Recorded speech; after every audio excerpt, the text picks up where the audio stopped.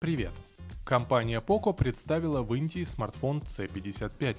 Это бюджетная модель, которую будут продавать по цене 8600 рублей. За эти деньги покупатели получат неплохой смартфон по характеристикам и с тактильно приятным корпусом. Но об этом попозже. Давайте рассмотрим новинку подробнее. Подписывайтесь на канал. Поехали! В смартфоне установлен 6,71 дюймовый дисплей IPS HD+, со стеклом Panda Glass и каплевидным вырезом для 5-мегапиксельной селфи-камеры. Частота обновления экрана составляет стандартные 60 Гц, а частота дискретизации касания 120 Гц. Задник устройства получил покрытие с имитацией под кожу, одна из основных фишек новой модели за эти-то деньги. Блок камеры оснащается 50-мегапиксельным основным сенсором и 2-мегапиксельным датчиком глубины. На тыльной части также есть сканер пальца и надпись Poco.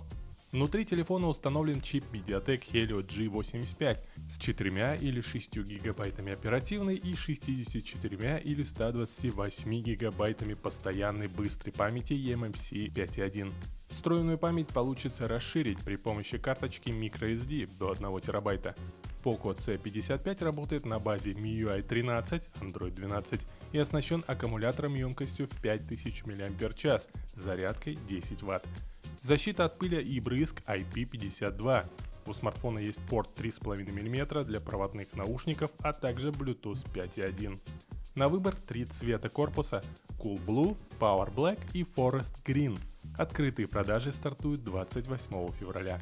Напишите в комментариях, как вам новинка за эти деньги. А если хотите уже завтра купить в магазине качественный смартфон до 10 тысяч, то завтра покажу вам интересную модель, будет обзор. Поэтому, чтобы не пропустить, подписывайтесь на канал, спасибо за лайки. Подписывайтесь на мою группу в Telegram, где я публикую самые выгодные цены на технику с AliExpress и Яндекс.Маркета. Впереди много интересных новостей и обзоров. Пока-пока.